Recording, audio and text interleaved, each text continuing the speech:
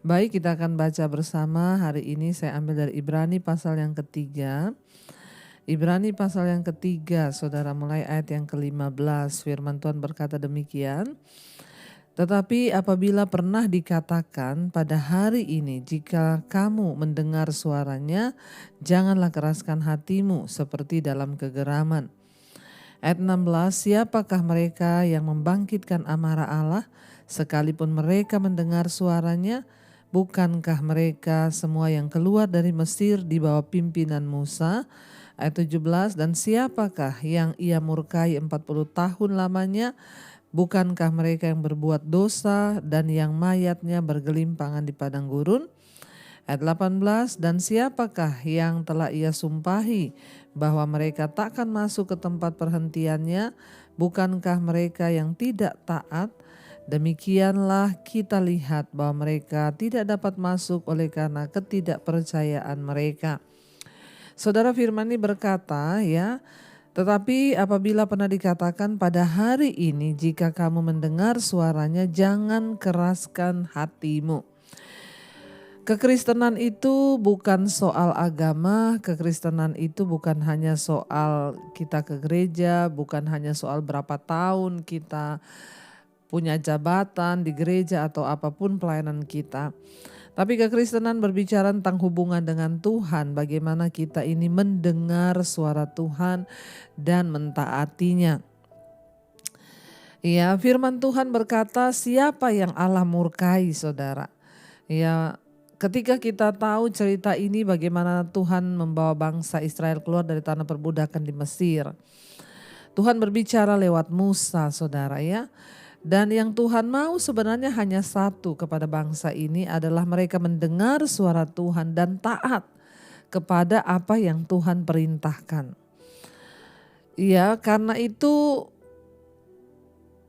satu hal yang Tuhan rindukan dari hidup kita ini menjadi orang percaya hanya mendengar suara Tuhan dan taat, saudara. Ya, ayat 15 ini berkata, pada hari ini jika kamu mendengar suaranya janganlah keraskan hatimu. Ada banyak orang yang bolak-balik ke gereja dengar khotbah. Bahkan ada banyak orang yang tiap hari dengar khotbah saya, misbah doa, misbah syukur. Ya, tapi tidak sedikit tuh saya dengar orang berkata, Bu itu loh suami saya tiap hari dengar khotbah ibu, istri saya tiap hari dengar khotbah ibu, mama saya tiap hari dengar khotbah ibu.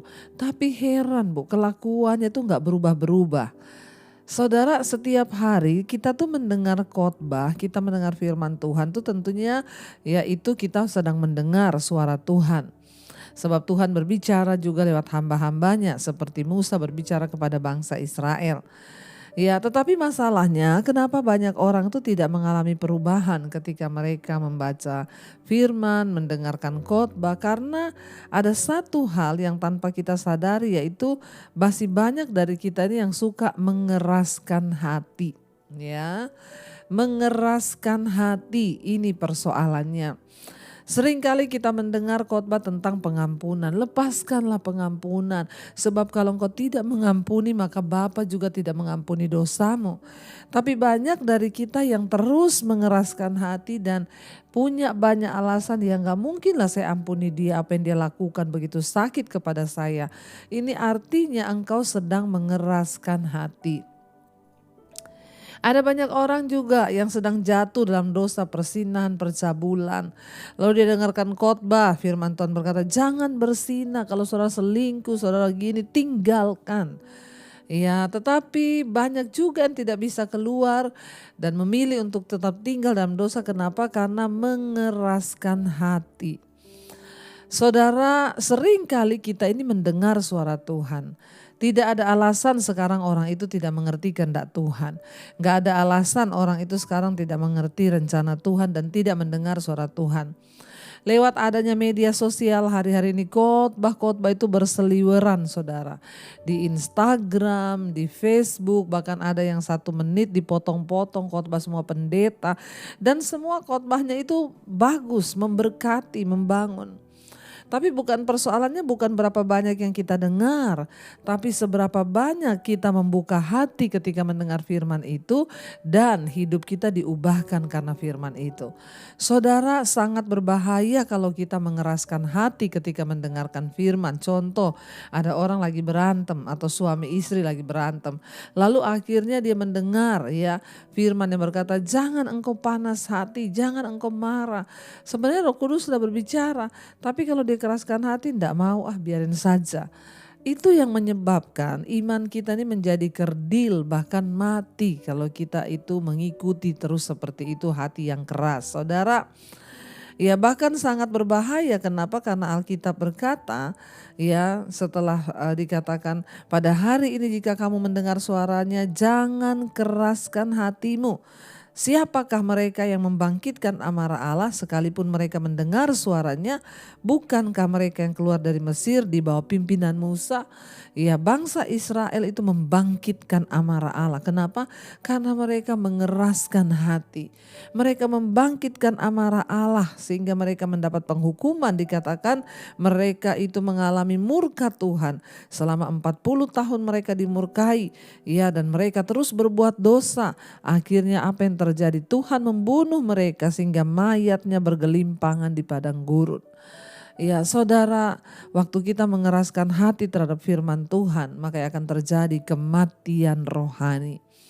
Waktu rohani kita mati, kita gak bisa lagi mendengar suara Tuhan, kita gak bisa lagi melakukan apa-apa karena rohani kita mati. Karena itu Bapak Ibu yang terkasih, mari kita sungguh-sungguh berusaha, jangan keraskan hati ketika kita mendengarkan firman Tuhan.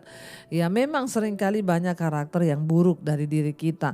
Saya sendiri mengakui seringkali ada banyak hal yang tidak baik timbul di hati. Tapi ketika Tuhan berbicara mengingatkan firman, entah lewat firman yang pernah kita baca, tiba-tiba Roh Kudus berkata, ya kamu tidak boleh seperti itu, kamu harus begini-begini.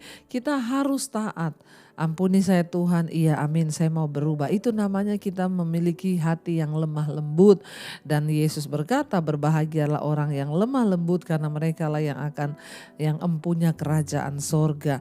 Saudara, ketika kita mengeraskan hati, yang terjadi rohani kita mati, kita mengalami murka Tuhan, hidup kita tidak baik, bahkan kita ada di bawah kutuk. Dan dikatakan ya mereka itu disumpahi oleh Tuhan bahwa mereka tidak akan pernah bisa masuk dan mengalami tanah berkat, yaitu tanah perjanjian. Orang yang selalu mengeraskan hati ketika mendengarkan firman, maka engkau tidak akan pernah melihat janji-janji Tuhan terjadi dalam hidupmu. Ya, ayat 19 berkata, demikianlah kita lihat bahwa mereka tidak dapat masuk oleh karena ketidakpercayaan mereka. Kita sudah mendengarkan firman. Marilah kita percaya kepada suara Tuhan dan kita taat. Jangan keraskan hati, karena ketika kita mengeraskan hati itu sama artinya dengan kita tidak mempercayai Tuhan. Bapak Ibu yang terkasih, Tuhan menginginkan kita semua memiliki iman yang hidup, memiliki iman yang luar biasa. Karena itu ya ketika Tuhan berkata jangan khawatir, ya sudah jangan khawatir, jangan keraskan hati. Ya sebab kita gak akan melihat apa-apa ketika kita tetap khawatir dan tidak mau tunduk kepada firman Tuhan. Mari hari-hari ini biar iman kita semakin bangkit, iman kita semakin teruji dan kita boleh keluar sebagai pemenang menjelang hari kedatangan Tuhan. Mari kita tundukkan kepala, kita akan renungkan firman ini. Terima kasih Bapa, kami bersyukur firman Tuhan mengingatkan kami pagi ini. Untuk kami belajar melembutkan hati kami, bahkan membuka hati kami untuk suara dan jamahan Tuhan. Agar kami mengalami hal-hal yang baik, bukan sebaliknya mengalami murka Tuhan. Ajar kami Bapa, ajar kami Tuhan.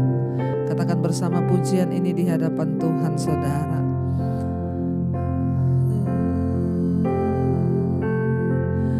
Ku buka hati untuk jamahan-Mu, berserah penuh di hadirat-Mu.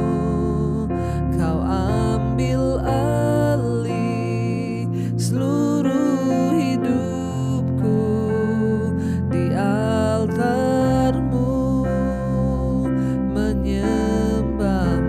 Lebih lagi katakan, ku buka hati untuk jamahan-Mu Tuhan. Amin Yesus, berserah penuh di hadirat-Mu. Kau ambil alih seluruh hidup kami Tuhan, hidupku di altar-Mu. Sekali lagi katakan, ku buka hati, untuk jamahan-Mu, berserah penuh di hadirat-Mu. Kau ambil alih seluruh hidupku di altar-Mu, menyembah-Mu. Kami buka hati, lembutkan hati kami Tuhan, untuk lakukan firman-Mu. Lembutkan hati kami, ajar kami untuk melembutkan hati Tuhan akan kebenaran firman-Mu. Kami tidak ingin menjadi orang-orang yang keras hati, sehingga kami tidak melakukan firman Tuhan. Mampukan kami Tuhan, supaya kami tidak mengalami murka dan tidak mengalami janji-janji Tuhan seperti bangsa Israel. Kami mau taat, melakukan apa yang Tuhan mau untuk kami lakukan. Mampukan kami taat melakukan firman-Mu, melembutkan hati dan menerima semua kebenaran-Mu ya Bapa. Berkati setiap mereka Tuhan yang sungguh-sungguh bangun mencari wajah-Mu, biar mereka bukan hanya rindu mendengar firman Tuhan, tapi hati mereka terbuka untuk melakukan firman Tuhan, agar hidup kami diubahkan, agar kami berhak menerima janji-janji Tuhan. Berkati setiap mereka yang bersekolah, kuliah, yang bekerja di mana saja Tuhan, sertai dan lindungi, jauhkan dari segala mara bahaya kecelakaan. Biarlah Tuhan Engkau menuntun langkah-langkah hidup kami sepanjang hari ini dalam kebenaran-Mu. Berkati yang sedang sakit, Tuhan pulihkan. Yang sedang dalam persoalan yang berat, Tuhan Engkau jalan keluar. Berkati yang berulang tahun hari ini, biarlah Tuhan umur panjang di tangan kanan, kekayaan hormat di tangan kiri. Tuhan yang menyertai senantiasa. Engkau Tuhan yang memberkati bangsa dan negara kami Indonesia. Lawatan-Mu tercurah bagi bangsa ini Bapak Presiden Jokowi. Tuhan juga menyertai dengan roh takut akan Tuhan. Terima kasih buat pagi hari ini Bapa. Kami boleh melihat segala kebaikan dan kebaikan-Mu. Mari kita berdoa. Bapa kami Saudara. Bapa kami yang ada dalam sorga, dikuduskanlah nama-Mu. Datanglah kerajaan-Mu, jadilah kehendak-Mu di bumi seperti di sorga. Berikanlah kami pada hari ini makanan kami yang secukupnya, dan ampuni kami akan kesalahan kami, seperti kami juga mengampuni orang yang bersalah kepada kami.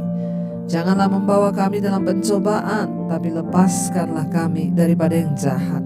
Karena Engkaulah yang punya kerajaan dan kuasa dan kemuliaan sampai selama-lamanya. Mari buka hatimu Saudara, terimalah kiranya berkat dari Allah Bapa, cinta kasih Tuhan Yesus Kristus, penyertaan Allah Roh Kudus menyertai hidup kita mulai hari ini bahkan sampai kali yang kedua. Tuhan Yesus datang menjemput kita, nama kita tercatat dalam kitab kehidupan. Dalam nama Yesus yang percaya diberkati, katakan bersama, amin, amin, amin. Tuhan Yesus memberkati. Shalom dan Immanuel Saudara.